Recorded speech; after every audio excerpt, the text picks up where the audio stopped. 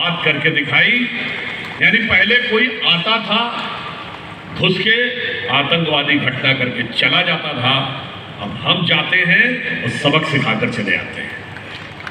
और इसलिए मैं कहना चाहता हूं कि ये काम इतना आसान नहीं था। मोदी जी ने उस मुकाम तक पहुंचाया इस देश को कि आप सबको याद हो, पाकिस्तान की नेशनल असेंबली में वहां के एक मेंबर ऑफ पार्लियामेंट ने ये कोट करते हुए कहा, इमरान खान की गवर्नमेंट के समय की बात है, कि उस समय के जो फॉरेन मिनिस्टर थे शाह महमूद कुरैशी साहब, उनको भी उसने कोट किया कि हम बैठे थे, शाह महमूद कुरैशी साहब बैठे थे और आर्मी चीफ आए, और ये पाकिस्तान की नेशनल असेंबली में फ्लोर ऑफ द हाउस पे दिया गया बयान है, तो सबसे ऑथेंटिक माना जाता है। उन्होंने कहा कि आर्मी चीफ के पांव कांप रहे थे और उन्होंने कहा खुदा का वास्ता है शाम तक अभिनंदन को वापस कर दो वरना इंडिया अटैक कर देगा। ये बदलाव आया। तो ये बदलाव जानते कैसा था? मुझे लगता है कोटा की धरती के लोग भली भांति समझ सकते हैं। जो अटल जी की एक कविता थी, गीत नया गाता हूं, उसकी एक लाइन थी, ये काम उतना कठिन था जैसे टूटे तारों से संगीत निकालना हो और पत्थर से में अंकुर उदय करवाना। तो उन्होंने कहा था टूटे, वो मुझे लगता है आज जिस मुकाम पर मोदी जी इस देश को लेके गए, जिस परिस्थिति के विपरीत प्रवाह में जाकर, तो अटल जी की कविता की वो पंक्ति जिनकी जन्म शताब्दी वर्ष है, ये बहुत उचित लगती है कि टूटे हुए तारों से फूटे बासंती स्वर, टूटे हुए तारों से फूटे बासंती स्वर, पत्थर की छाती में उगाया नव अंकुर, झरे सब पीले पात कोयल की कुहकरात, प्राची में अरुणिमा की रेख देख पाता हूं, गीत नया गाता हूं, गीत नया गाता हूं। तो भारत की उदय की एक नई लकीर उभरती हुई दिखाई पड़ रही है। अब यहां मैं कहूंगा, आप सबके लोकप्रिय सांसद और हमारे लोकसभा अध्यक्ष ओम बिरला जी, जिनके आदेश पर ही मैं यहां आया हूं, आप लोगों के लिए और भी सुखद विषय है। भारत दुनिया का सबसे बड़ा लोकतंत्र है और उस लोकतंत्र की सबसे बड़े पंचायत संसद का अध्यक्ष आज कोटा से आपके सांसद हैं, अर्थात विश्व के सबसे बड़े लोकतंत्र को संचालित करने का सूत्र इस कोटा की धरती से निकल रहा है। तो मुझे लगता है ये कोटा वालों के लिए बहुत गर्व की बात है। और अब इसे आप संयोग मानिए या दैव योग मानिए, जब ओम बिरला जी 2019 में स्पीकर बने, उसके बाद से 6 सालों में क्या क्या पारित हुआ लोकसभा में। आर्टिकल 35 से चला गया, धारा 370 चली गई, राम मंदिर का मुद्दा सॉल्व हो गया, अंग्रेजों का जमाने का IPC act, Indian panel code, भारतीय न्याय संहिता बन गया, ट्रिपल तलाक खत्म हो गया, और भारत की मातृशक्ति को 1/3 रिप्रेजेंटेशन देने वाला नारी शक्ति वंदन अधिनियम पारित हो गया, और अंग्रेजों के जमाने के संसद भवन से निकलकर स्वतंत्र भारत के नए संसद भवन में भारत की संसद ने प्रवेश कर लिया। और तो और इसी बीच में भारत चांद के अछूते कोने दक्षिणी ध्रुव को छूने वाला दुनिया का पहला देश बन गया। और आप ये समझिए, वो देश बना तो प्रधानमंत्री जी ने उस पॉइंट का नाम क्या रखा? पॉइंट शिव शक्ति, यानी नारी शक्ति वंदन अधिनियम संसद के पटल से लेके चंदा मामा के थल तक दिखाई पड़ने लगा। वो क्यों रखा? इसके पीछे कोई ऐसा नहीं था कि कोई एक सामान्य सोच था। ये दिखाता है कि हम दुनिया के इकलौते देश हैं, सिर्फ हम ही दुनिया की इकलौती सभ्यता है जहां ईश्वर में स्त्री तत्व को भी स्थान दिया गया है। दुनिया की सभी सभ्यताओं में, सभी संस्कृतियों में ईश्वर सिर्फ पुरुष है और सिर्फ पुरुष है, स्त्री तत्व को कोई स्थान नहीं। मगर हमारे यहाँ दोनों को समान स्थान है। शंकर और पार्वती जी के लिए क्या कहा गया है? इवन जब रामचरितमानस भी आप पढ़िए तो उसमें सीता जी और राम जी की तुलना, जब विवाह हो रहा है तो उनसे पूछा जाता है विवाह कैसे हो रहा है? उनका विवाह थोड़ी हो रहा है, तो सदा सर्वदा से इनके साथ है। उसमें एक पंक्ति आती है, सदा शंभु अर्धांग अजह अनादि शक्ति अविनाशी, सदा शंभु अर्धांग निवासी। ये तो अनादि शक्ति है जो भगवान शंकर के साथ सदैव विद्यमान रहती थी, वही इस रूप में आज आकर प्रकट हो रही है। अर्थात सदा सर्वदा से हमारे यहाँ शक्ति को ईश्वर के साथ इनसेपरेबल माना गया है। इसलिए अभी आपने देखा शिवरात्रि का पर्व गुजरा है, तो उद्घोष क्या होता है? नमः पार्वती पतये हर हर महादेव। हमारे पर आरोप लगता है कि साहब आप स्त्री शक्ति को बराबर का स्थान नहीं देते। वैसे तो आपको एक बात बताऊं, जो लोग हम लोगों को ज्ञान देते हैं कि हम लोग बराबर का स्थान नहीं देते, उनका पहले आप समझ लीजिए। आपको पता अमेरिका में महिलाओं को वोटिंग राइट कब मिला? 1920। और हमारे यहाँ 1920 से पहले एनी बेसेंट कांग्रेस के अध्यक्ष रह चुके थे। आपको पता है कि अमेरिका में इंडिपेंडेंट अकाउंट खोलने का अधिकार कब मिला महिलाओं को? 1948 में। उससे पहले तो विजय लक्ष्मी पंडित हमारी यूनाइटेड नेशंस की अध्यक्ष रह चुके थे।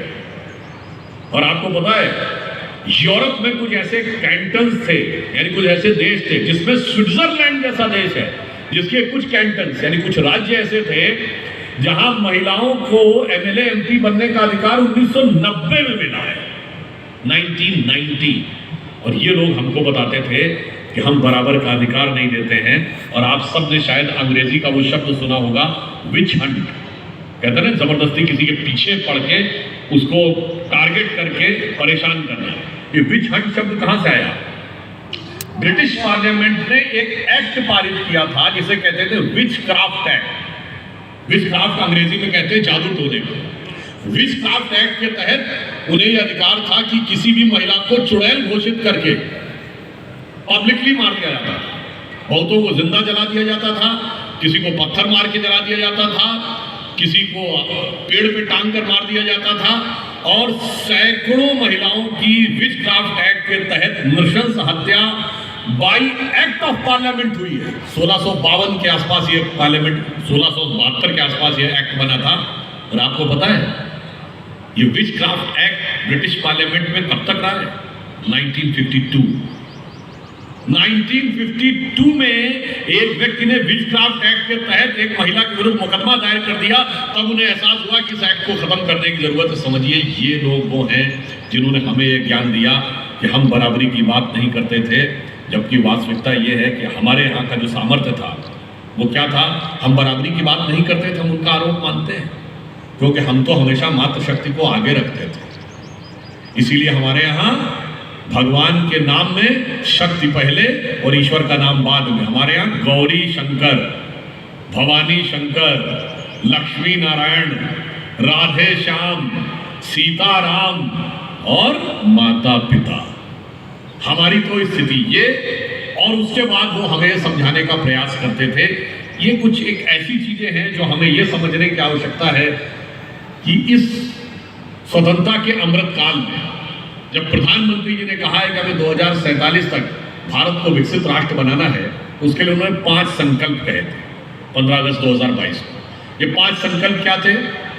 नंबर 1 अमृतकाल के संकल्प कि भारत को विकसित राष्ट्र बनाना। नंबर 2 इसके लिए गुलामी की मानसिकता के हर प्रभाव से अपने को मुक्त करना।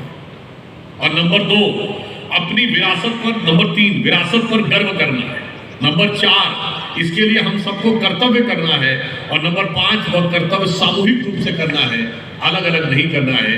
इन 5 चीजों का संकल्प दिया गया था। अब समझिए भारत विकसित राष्ट्र कैसे बनेगा, इसकी अवधारणा प्रधानमंत्री जी ने विगत 10 वर्षों में कैसे धरातल पे लाए हैं और आगे हमें क्या करना है, हमें समझने की आवश्यकता है। देखिए, जब हमें सत्ता मिली 2014 में, तो सिर्फ सरकार बदलने के लिए नहीं थी, एक सोच बदलना था, एक विचार बदलना था।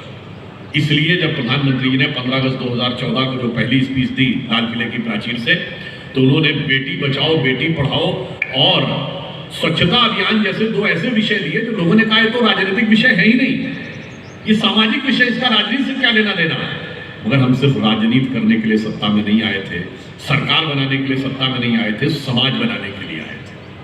और बदलाव आपने देखा कि आज किसी के हाथ में कोई अगर कागज का टुकड़ा या कोई कूड़े की चीज होती, पहले जितनी आसानी से लोग सड़क के किनारे फेंक दिया करते थे, अब वो बदलाव आया है। लोग देखते हैं कि कूड़ेदान डस्टबिन कहाँ है, वहां पे जाके डालते हैं। और बेटी बचाओ बेटी पढ़ाओ का असर ये पड़ा कि 2024 का वर्ष पहला वर्ष था जब नवजात शिशुओं में भारत में पैदा हुए बच्चों में लड़कियों की संख्या लड़कों से अधिक थी। और राजस्थान और हरियाणा जैसे राज्य जहां पर लिंग अनुपात बहुत ही स्क्यूड था, उनमें पिछले 10 वर्षों में भारी सुधार दर्ज किया गया। अर्थात हम समाज को बदलने में, समाज की सोच को बदलने में कामयाब होते हुए भी दिखाई पड़े। अगला स्टेप क्या था? अगर भारत को विकसित राष्ट्र बनाना है, अगला स्टेप यह है कि समाज के सबसे कमजोर सीढ़ी पर खड़े हुए व्यक्ति को क्या मिलने जा रहा है। तो इसलिए उसी समय 2014 में जनधन अकाउंट की बात हुई। जनधन अकाउंट क्यों जरूरी था? कि गरीब के पास अकाउंट ही नहीं होता था, वो इकोनॉमी का हिस्सा ही नहीं होता था, तो यदि सरकार से कोई ग्रांट भी उसके पास जाती थी तो क्या होता था? जो स्वर्गीय राजीव गांधी जी के जमाने में कहा गया, 1 रुपया दिल्ली से चलता है और 15 पैसे पहुंचता है। आपको ध्यान हो बहुतों को कि राजीव गांधी जी का सेंटेंस तो ध्यान होगा, पर उन्होंने एग्जैक्टली क्या बोला था और कहां पे बोला, वो उन्होंने पार्लियामेंट के अंदर बोला, संसद में। और क्या बोला था कि एक हाथ से दूसरे हाथ, दूसरे हाथ से तीसरे हाथ से चौथे हाथ जाते जाते रुपया घिसते घिसते 15 पैसे गांव तक पहुंच पाता है। मतलब इन हाथ वालों ने वो व्यवस्था बनाई थी कि एक हाथ से दूसरे हाथ, दूसरे हाथ से तीसरे हाथ, तीसरे हाथ से चौथे हाथ, जाते जाते 85% हाथ वालों के हाथ में पहुंचता था और 15% गरीब जनता के हाथ में पहुंचता था। मगर जब से मोदी जी ने डीबीटी कर दिया है, डायरेक्ट बेनिफिट ट्रांसफर, तब से हाथ वाले हाथ मलते रह जा रहे हैं। ये उनके मन का सबसे बड़ा मलाल है, ये है कि टेक्नोलॉजी के द्वारा कैसे करप्शन को समाप्त करके सीधे पहुंचा। अब आइए आधार जोड़ा। आपको पता है इसके द्वारा कई करोड़ लोग ऐसे प्रकाश में आए जो इस देश में थे ही नहीं, सिर्फ कागज पे अस्तित्व में थे और उनके नाम पे सरकारी ग्रांट जा रही थी और इससे भारत का 2 लाख करोड़ रुपया बचा। इसके बाद अगला स्टेप क्या था? जब अकाउंट खोलने की बात आई, जो बड़ी छोटी सी बात नजर आती थी, अधिकारियों का ये दबाव था। कुछ लोग कहते थे 1 से 1.5 करोड़ से ज्यादा एक साल में अकाउंट नहीं खोले जा सकते, कुछ लोग कहते थे 2-2.5 करोड़ से ज्यादा नहीं खोले जा सकते। मोदी जी ने ये करके दिखाया कि आज इस देश में 54 करोड़ जनधन अकाउंट है। अब था कि भाई अकाउंट खोल लोगे, पैसा कहां से आएगा? तो मोदी जी के दिमाग में था कि तुम अकाउंट खोलो, मैं बताता हूं। वो था डायरेक्ट बेनिफिट ट्रांसफर, डीबीटी। उसके बाद उन्होंने कहा मुद्रा योजना। अगर कोई छोटा सा अपना कारोबार शुरू करना चाहता है 1-2 लाख रुपए लेकर, उसके पास अकाउंट तो होना चाहिए। सरकार ने कहा हम आपको गारंटी फ्री लोन देंगे। वो कहां जाएगा पैसा? अकाउंट में जाएगा। फिर उसके बाद स्टार्टअप इंडिया, उसके लिए भी क्या जरूरी है? अकाउंट जरूरी है। तो एक बार अकाउंट के द्वारा आपने उनको सशक्त किया और इसके बाद स्थिति ये बनी कि आज 54 करोड़ अकाउंट में 2 लाख करोड़ रुपए से अधिक है। जो लोग कहते थे पैसा कहां से आएगा, उनको शायद ये पता नहीं था कि यदि देश के अंतिम सीढ़ी पर खड़े व्यक्ति को सशक्त करने का संकल्प हो तो किस प्रकार से आगे बढ़ा जा सकता। उसके बाद आपने देखा प्रधानमंत्री जी ने विश्वकर्मा योजना, स्वनिधि योजना। अब एक और विचार है, पहले लोग क्या कहते थे किसानों को पैसा दे दो, हमारे विपक्षी भी यही कहते थे केवल पैसा देने से क्या होगा? जब तक उसका सपोर्टिंग इंफ्रास्ट्रक्चर ना हो, हर गांव तक बिजली, हर गांव तक सड़क, हर गांव तक पानी पहुंचना चाहिए, तब उस पैसे का वो सही उपयोग कर पाएगा। इसलिए जो बजट हुआ हमारा, उसमें सबसे ज्यादा जो जोर दिया गया वो कैपिटल आउटले पे दिया गया। जो अभी हमारा हाल का बजट है, इसमें 15 लाख करोड़ रुपए कैपिटल आउटले पे। कैपिटल आउटले क्या होता है?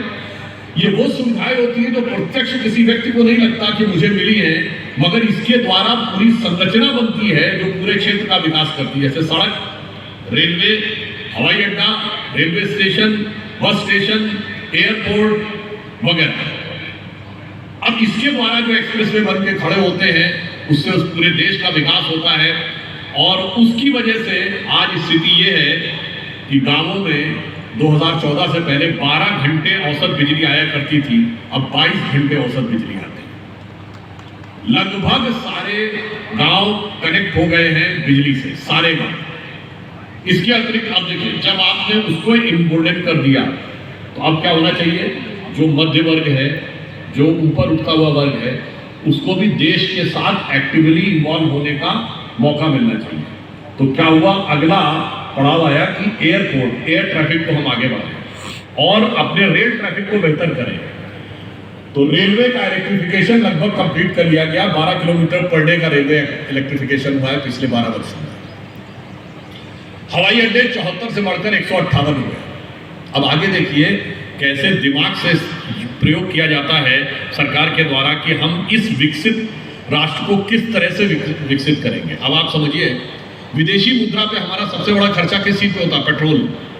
पेट्रोलियम प्रोडक्ट्स, डीजल पेट्रोल पे, और उससे प्रदूषण भी बढ़ता है। तो क्या किया गया, इथेनॉल ब्लेंडिंग की शुरुआत की गई हमारी सरकार आने के बाद।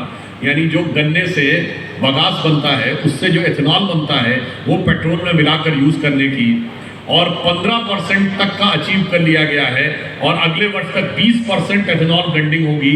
अर्थात भारत का पेट्रोलियम आयात का खर्चा 20% कम, और पर्यावरण के ऊपर जो प्रदूषण है वो भी 20% कम। और उसका लाभ किसको मिलेगा? भारत के किसानों को जो गन्ना उगाते हैं। आप सोचिए, इस ढंग से भारत को विकसित करने का एक आधार तैयार किया प्रधानमंत्री जी ने। मैं इसलिए आपको बताने का प्रयास कर रहा हूं कि वर्ष दर वर्ष कैसे आगे बढ़े। इसके बाद अगला पड़ाव आया, अगर हम सीधे आते ही मैन्युफैक्चरिंग खोल देते तो बहुत सारी चीजों के लिए हमारे पास स्किल्ड वर्कर ही नहीं था, बहुत सारी चीजों के लिए हमारे पास टेक्नोलॉजी नहीं थी। तो पहले स्किल इंडिया शुरू किया गया, स्किल वर्कर तो होना चाहिए, फिर मेक इन इंडिया शुरू किया गया। तो कुछ लोग कहते हैं मेक इन इंडिया क्यों नहीं करेंगे? अरे भाई, कुछ चीजें तो ऐसी थी जो टेक्नोलॉजी बाहर से आती थी, कम से कम यहाँ बनाना तो शुरू करो। और उसका अंतर जानते क्या आया? ये मोबाइल फोन हम सब यूज करते हैं। 2014 से पहले मोबाइल बनाने की 2 फैक्ट्रियां थी भारत में, आज कितनी है? 240। 2 फैक्ट्रियां थी भारत में, आज 240 हैं। आज मोबाइल का 97% हमारा जो अपना कंजम्पशन है वो भारत में ही पैदा करते हैं।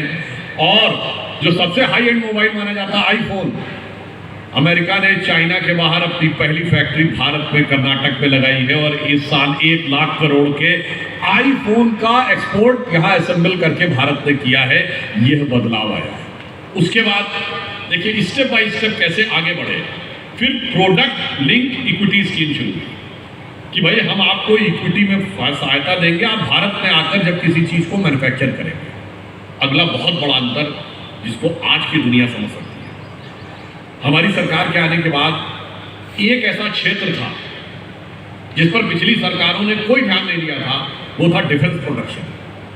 हम सिर्फ हथियार आयात करते थे, अपने यहां बनाते नहीं थे। अब आप में से कभी किसी को यह आश्चर्य नहीं लगा होगा कि वो भारत जिसने पिछली सरकारों के जमाने में इंटरमीडिएट रेंज बैलिस्टिक मिसाइल बना ली थी, अग्नि, मगर हम राइफल नहीं बना सकते थे। हमने सैटेलाइट बना लिया था, मगर फाइटर प्लेन नहीं बना सकते थे। ये बात तर्कसंगत लगती है क्या? ये साफ दर्शाता है कि हमारे इंजीनियरों में, हमारे टेक्नीशियंस में, हमारे वर्कर्स में वो बनाने की क्षमता थी, और सरकारें बनाना चाहती नहीं थी, ताकि हथियारों की खरीद चलती रहे और खरीद के साथ जो कुछ होता है वो भी चलता रहे। मोदी जी ने आने के बाद डिफेंस प्रोडक्शन में भारत को इतना आत्मनिर्भर बनाया है कि आज सेना में प्रयोग होने वाले 70 से 72% पुर्जे ऐसे हैं जो केवल भारत में ही बनाए जाते हैं। कई 100 चीजों के बारे में तो बैन लगा दिया गया कि आप बाहर से इंपोर्ट नहीं करेंगे।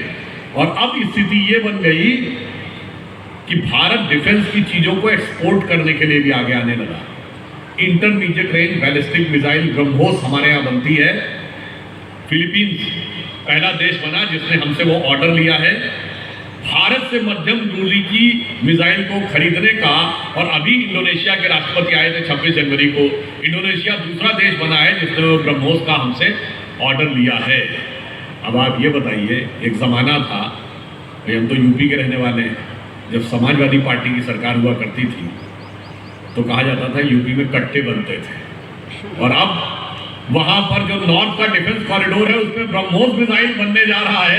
मुझे लगता है इतना बड़ा बदलाव देखने के बाद भी अगर किसी को ना समझ में आ रहा हो कि भारत में क्या बदलाव होने जा रहा है, तो मुझे लगता है उसको अपनी आंखों पर से चश्मा हटाना चाहिए। और आज पूरी दुनिया का परिदृश्य देखिए, ये मोदी जी की दूरदृष्टि देखिए। हमने अपने को डिफेंस में मजबूत किया है। आज हमारे यहाँ एसॉल्ट राइफल्स भी बन रही हैं, फाइटर प्लेन्स के लिए भी तेजस हमारा टोटली इंडिजिनस एयरक्राफ्ट बना है। आज आप दुनिया में देखिए, अमेरिका और यूरोप में यूक्रेन के जो भी राष्ट्रपति के साथ जो हुआ वो एक विचित्र घटना थी, परंतु क्या है, उनके पास अपने हथियार नहीं है। यूरोप जिसको हम बहुत पावरफुल मानते थे, यूरोप के जितने बड़े बड़े देश हैं टेक्नोलॉजी में बहुत आगे हैं, इंजीनियरिंग में आगे हैं, फौज नहीं मजबूत है। तो आज फौज के लिए अमेरिका की तरफ देख रहे हैं, और जरा सा अमेरिका ने वक्र दृष्टि की तो दिल धड़कने लग रहा है कि क्या होगा। ये दर्शाता है कि सुरक्षा के लिए देश को मजबूत होने की दूरदृष्टि चाहिए, और जो शासक दूरदृष्टि नहीं रख पाए थे उन्होंने देश को कितनी गंभीर चुनौती में आज धकेल दिया होता यदि 2014 में मोदी जी नहीं आए होते। ये आप समझ सकते हैं कि विकसित भारत बनना है तो मैंने आपको पहला उदाहरण क्या बताया, आंतरिक सुरक्षा भी मजबूत होनी चाहिए, ताकि कोई हिम्मत न करे कि आकर और मार कर चला जाए, और बाह्य सुरक्षा भी मजबूत होनी चाहिए ताकि बाहर से भी कोई अटैक करने की हिम्मत न कर सके। और जो मैंने आपसे कहा कि अटल जी के टाइम में पोखरण का विस्फोट हुआ था, मोदी जी के टाइम में जानते क्या हुआ? अभी आपने देखा होगा न्यूक्लियर सबमरीन भारत ने पिछले साल अपनी लॉन्च की थी। आज भारत के पास ये क्षमता है कि हम nuclear attack air to air भी कर सकते हैं, यानी through plane and missile, surface to air भी कर सकते हैं, और सबमरीन से भी कर सकते हैं। अर्थात जल थल नभ तीनों से आणविक शक्ति संपन्न होकर भारत की रक्षा करने की यह सुदृढ़ स्थिति इस सरकार के कालखंड में बनी है, और इसको हमें मजबूती से समझना चाहिए। और जैसा कि पहले लोग कहते हैं कि साहब वो बगल वाला जो देश था वो कभी ये कहा करता था कि हम इनको सबक सिखा देंगे। आज उसकी स्थिति ये है कि उनकी स्थिति ये हो गई है कि उन्हें खाने के नाले पड़ने लगे हैं, क्योंकि राष्ट्रीय सुरक्षा और आर्थिक कूटनीति दोनों दृष्टियों से मैं एक उदाहरण देना चाहता हूँ। प्रधानमंत्री मोदी जी पिछले साल आपने देखा 15 दिन के अंदर रूस के राष्ट्रपति पुतिन के साथ भी गले मिलते हुए और जेलेंस्की के साथ भी गले मिलते हुए। ऐसा उदाहरण किसी दूसरे राष्ट्राध्यक्ष के लिए आसान नहीं था, और दोनों सम्मानपूर्वक बात कर रहे थे। आपने देखा भारत कूटनीतिक दृष्टि से किस परिस्थिति में उभर के सामने आया है। मैं ये चौथा पक्ष आपके सामने बता रहा हूँ कि विकसित राष्ट्र के लिए क्या हुआ था। एक जमाने में कश्मीर को लेकर झगड़ा होता था, जब कोई विवाद अंतर्राष्ट्रीय स्तर पर होता था तो केवल एक ले देकर सोवियत रूस हमारे साथ खड़ा होता था, बाकी लगभग पूरी दुनिया उनके साथ खड़ी होती थी, पाकिस्तान के साथ। आज एक ले दे के चाइना उनके साथ खड़ा होता है, बाकी लगभग पूरी दुनिया हमारे यहाँ खड़ी है। और कैसे कैसे कहां कहां तक खड़ी हो गई आप ये सोचिए। ऑर्गेनाइजेशन ऑफ इस्लामिक कंट्रीज में भारत को इस 2019 में बुला लिया गया अपना वक्तव्य देने के लिए, जबकि पाकिस्तान ने सर पटक के कर दिया कि ना आने पाए। सुषमा स्वराज जी विदेश मंत्री के रूप में अपना वक्तव्य देके चली आई। आप सोचिए कि अभी कतर के अमीर आए थे भारत में इन्वेस्टमेंट के लिए, व्यापार की बात करके गए। आप सोचिए कि यूनाइटेड अरब अमीरात, जिसको वो अपना सबसे खास मानता था, हम सफर, हम प्याला, हम निवाला, हम राज, जिसके आगे वो कटोरा लेके खड़ा है, वो उनको तो देने के बारे में सोच रहा है कि तुम्हें कुछ पैसा देंगे या नहीं देंगे, मगर मोदी जी को